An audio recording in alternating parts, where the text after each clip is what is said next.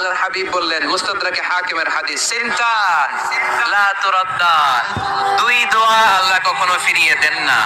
কয় দোয়া?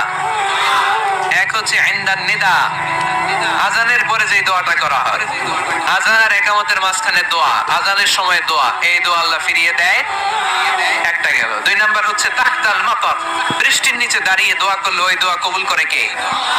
আর আমরা বৃষ্টির নিচে দাঁড়িয়ে আঁকা বাঁকা মেঠো পথে কোন রূপসী হেঁটে যায়, আসরা নাই? বৃষ্টি আসলে আমরা ভাবুক হয়ে যাই, দরজা জানলা বন্ধ করে দিয়ে অনেকে গান বাজনা ছেড়ে দেয়, হিন্দি গান লাগায় দেয়। এই 16 ডিসেম্বরেও দেখলাম কিছু কপাল পোড়া বাংলা দেশাত্মবোধক গানের পরে হিন্দি গান লাগাই দিচ্ছে। কত বড় ডাকাই! কোথায় কি করতে হবে ওইটাও জানে। সেজন্য বৃষ্টি নাজির হলে আমরা যেন আল্লাহর কাছে দোয়া করি। বৃষ্টির সময় দোয়া করলে ওই দোয়াটা কবুল করে কে? তাহলে ফিজিক্সের এই পোরশনে আমরা লোহা নিয়ে কথা বললাম, বায়োলজিক্যাল অ্যাসপেক্ট অফ মাউন্টেন্স, পাহাড় নিয়ে কথা বললাম পানি নিয়ে। এবার আমরা জুলজি নিয়ে কিছু কথা বলে মোনাজাতের দিকে যাবো ইনশাআল্লাহ। প্রাণীবিদ্যা, জুলজি মানে কি? প্রাণীর কথা তো আর কোরআনে নাই। প্রাণীর নামে আল্লাহ কোরআনে একটা সূরা দিয়ে দিয়েছে, সূরাতুল আনআম। আবার 5টা প্রাণীর নামে আলাদা আলাদা সূরা আছে না নাই? সূরাতুল বাকারা মানে, সূরাতুল ফিল মানে, সূরাতুন নামল মানে পিঁপড়া, সূরাতুন নাহাল মানে মৌমাছি, সূরাতুল আনকাবুত মানে মাকড়সা। 5টা প্রাণীর নামে কোরআনে সূরা দিয়েছে কে? আল্লাহ বললেন, ওয়া ইন্না লাকুম ফিল আনআমি লা'iবরাতান নুসকিকুম মিম্মা ফি বুতুনিহি মিন বাইনি ফারসিন ওয়া দামিন লাবানান খালিসান সাইগান লিশ-শারিবিন।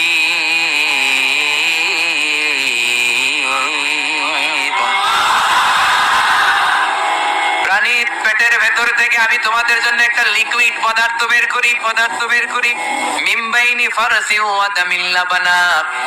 এই লিকুইড পানিটা গোবর আর রক্তের মাঝখান দিয়ে আমি বের করি, কিন্তু এই পানিটার মধ্যে গোবরও মিশে না, রক্তও মিশে না। সুবহানাল্লাহ। লাবানান খালিসান, এটার নাম ফ্রেশ মিল্ক, এটার নাম সাইগান লিশ-শারিবিন, খেতে খুব সুস্বাদু। সুবহানাল্লাহ পড়ে। মা তো এলে গরু গাভী পালেন নাকি আপনারা? কারা পালেন দেখি? ছাগল পালেন কারা? মা বা'আসাল্লাহু নাবিয়্যান ইল্লা রাআল গানাম। এই দুনিয়ায় এমন কোন নবী নাই যে নবী ছাগল চড়ায় নাই। ছাগল চড়ানো নবীর সুন্নাত। সুবহানাল্লাহ কইলেন না? তাহলে মেকানিজমটা দেখেন, what a brilliant mechanism of discharging milk from animals body. আল্লাহ বললেন মিমবাইনি ফারসি ওয়া দামিল লাবানা। ফারস মানে গোবর, ফারস মানে দাম মানে রক্ত, তাহলে গরুর পেটের এক লাইনে থাকে গোবর, আরেক লাইনে রক্ত। গোবরও নাপাক, গোবর খাওয়া হারাম, রক্ত খাওয়া। দুই হারামের মাঝখান থেকে, দুই পচা জিনিসের মাঝখান থেকে, দুই বিদঘুটে জিনিসের মাঝখান থেকে দুধ আমাদের জন্য বের করে দেয় কে? মেকানিজমটা দেখছেন? মিমবাইনি ফারসি ওয়া দামিল লাবানা, একদিকে গোবর একদিকে রক্ত, মাঝখান দিয়ে স্বচ্ছ দুধ। সুবহানাল্লাহ পড়েন। এই দুধ এমন একটা খাবার, এটা খেয়ে হজম করতে পারলে আজীবন বেঁচে যাবে। নিউট্রিশনের যে ইনগ্রেডিয়েন্টস আছে 6টা, পুষ্টি উপাদান 6টাই আছে দুধে। এজন্য আল্লাহ রাসূল সাল্লাল্লাহু আলাইহি ওয়াসাল্লাম দুধ বড্ড পছন্দ করতেন আর বলতেন, আলাইকুম বিআলবানিল বাকার, তোমরা গরুর দুধ খেও, ফাইন্নাহা তুরাম্মু মিনাল আশজার, কেননা গরুর দুধ এটা ঘাস লতা পাতার নির্যাস। গরু কি খায়? ফাস্ট ফুড খায় না? গরু বার্গার খায় না? ফ্রেঞ্চ ফ্রাইজ খায় না? টিক্কা খায় না? চিকেন কাবাব? গরু কি খায়? এই ঘাস খাবে, মানে শাকসবজি খাবেন। গরু ঘাস খায়, এজন্য গরুর পেট পেট থেকে দুধ বের করে দেয় কে? আলাইকুম বিআলবানিল বাকার। তোমরা গরুর দুধ খেও। কত বড় ডাক্তার ছিলেন বিশ্বনবী মুহাম্মদ সাল্লাল্লাহু আহমদ, বড় বিশ্বস্ত। বিশ্বস্ত ডাক্তার, যেটা খাইতে বলছে ওটা খাইলে কোনো রোগ হবে? সে কোন বন্ধু বলো বেশি বিশ্বস্ত? সে কোন বন্ধু বলো বড় বিশ্বস্ত? কার কাছে মন খুলে দেয়া যায়? কার কাছে প্রাণ খুলে বলা যায়? হওয়া যায় অতি আশ্বস্ত। তার নাম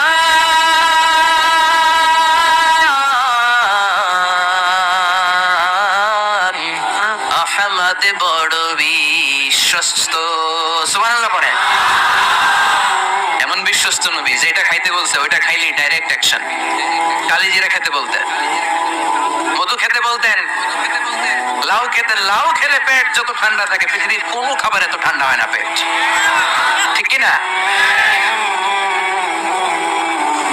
এজন্য বিশ্বনবী বলছেন আলাইকুম বিআলবানিল বাকার, গরুর দুধ খাবা, ফাইন্নাহা তুরামু মিনাল আশজার।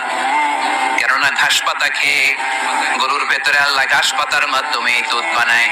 আবার বিশ্বনবী বললেন মেরাজের রাতে জিব্রাইল 3টা মগ এনে আমার হাতে দিয়েছিল। এক মগের মধ্যে ছিল পানি, আরেক মগের মধ্যে ছিল মদ, আরেকটা মগের মধ্যে ছিল দুধ। 3টা দিয়ে আমার টেস্টিং শুরু করে দিছে, টেস্টিং করতেছে। বিশ্বনবী ধরেন তো কোনটা ধরবেন? বিশ্বনবী দুধেরটা ধরলেন। সুবহানাল্লাহ। সাইয়েদনা জিব্রাইল বললেন আখাসতাল ফিতরা, নবী আপনি যেমন ধরছেন তেমন, আপনি যেমন, আপনার স্বভাব যেমন নিয়েছেন তেমন। এজন্য দুধ খাবেন, বাচ্চাদেরকে দুধ খাওয়াবেন। অনেক মায়েরা বাচ্চাদেরকে বুকের দুধ খাওয়াতে চায়, ডানু খাওয়ায়, ল্যাকটোজেন খাওয়ায়, সিরালাক খাওয়ায় না। আমার মায়েরা, আমার সম্মানিত বোনেরা, বাচ্চাদেরকে দুধ খাওয়াবেন। ওয়াল ওয়ালিদাতু ইরদি'না আওলাদাহুন্না হাওলাইন, 2 বছর খাওয়াবেন, কামিলাইন, পরিপূর্ণ। লিমান আরাদা ইউতিম্মার রাদাআ, কারণ মায়ের বুকের দুধের প্রথম যে দিক থেকে যে দুধটা বের হয় এটাকে বলে শাল দুধ। এই শাল দুধের মধ্যে অনেক ন্যাচারাল ভ্যাকসিন আছে। ডাক্তাররা বলেছে বাচ্চাদের ব্রেইন, হার্টটি শক্ত হওয়া, মেমোরি শার্প হওয়া, উত্তম আর উজ্জীবিত হওয়ার জন্য, সজীব আচরণের হওয়ার জন্য মায়ের বুকের দুধটা খুবই জরুরি। এটা অবশ্যই খাওয়াবে। আর এই মায়ের বুকের দুধের ভেতরে আল্লাহ বাচ্চার জন্য প্রথম টিকাটা ফ্রি দিয়ে দিছে। বাচ্চার জন্য কিছু টিকা দেয়া লাগে না, যক্ষা এটা সেটা, প্রথম টিকাটা ফ্রি। প্রথম টিকাটা আল্লাহ দিছে মায়ের বুকের দুধের ভিতরে। এজন্য নিজেরাও দুধ খাবো, বাচ্চাদেরকেও মায়ের বুকের দুধ খাওয়াইতে হবে, ঠিক কিনা? গরুর দুধের ভেতরে অনেক পুষ্টি আছে, হজম করতে পারলে অনেক পুষ্টি। আমরা ধরো বেশি বেশি দুধ পান করি, আল্লাহ তুমি তৌফিক দান করো।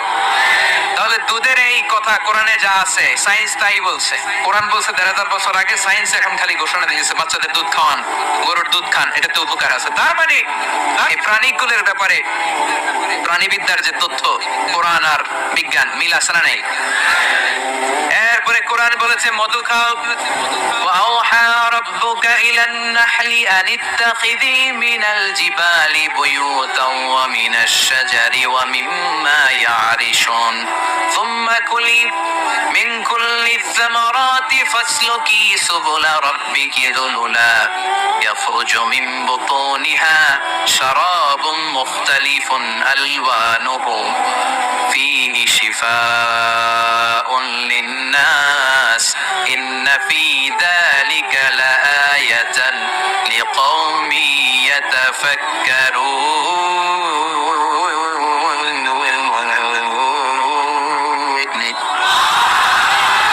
লিকওমি ইয়াতাফাক্কারুন, চিন্তাশীলদের জন্য এই মধুর মধ্যে আল্লাহ চিন্তা রেখে দিয়েছেন।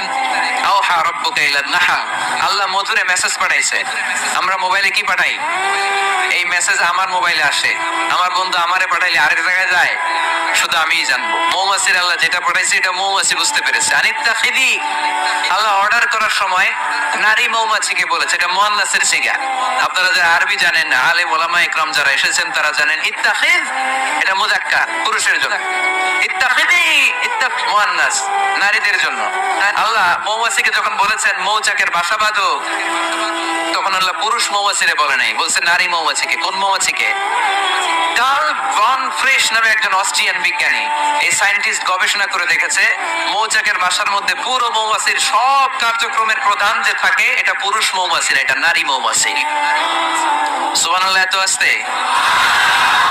অস্ট্রিয়ান এই সায়েন্টিস্ট একটা বই লিখেছে, দ্য ডান্সিং বিস, কিভাবে ফাসলুকি সুবুলা রব্বিকি দুলুলা, এইখানে মৌচাক এইখানে মৌচাক, আর মধু আনতে যায় 5 মাইল দূরে। এরপরে আবার এই রাস্তাটা চিনে মৌমাছি যে আসে ওরে রাস্তা চিনায় দেয় কে? আল্লাহ সিক্রেট মেসেজ দিয়ে বললেন, ইত্তাখিদি, ঘর বানাও ঘর বানাও, আওহা রাব্বুকা ইলান নাহলি আন ইত্তাখিদি বাইতা, উপরে ঘর বানাও, মিনাল জিবালি বুয়ুতা, পাহাড়ে বানাও, গাছের মগ ডালে বানাও, যাতে পোলাপানরা ঢিল মারতে না পারে। এটা ঢিল মারতে না, কাছাকাছি নিচু জায়গায় মৌচাকের বাসা হলে পোলাপানরা কি করে? মধ্যে ঘর জন্য ঢিল মারে না? ঢিল মারে। আল্লাহ দেখেন কিভাবে সিক্রেট মেসেজ দিল যে নিচে তুমি তোমার মৌচাকটা করো না, উপরে বানাও উপরে। আর আমার দেখা পথ অনুযায়ী মধু নিয়ে আসো, এটাকে বলে ফ্লাওয়ার নেক্টার, পুষ্পরস। মধু এত ভালো কেন? এর কারণ মৌমাছি যখন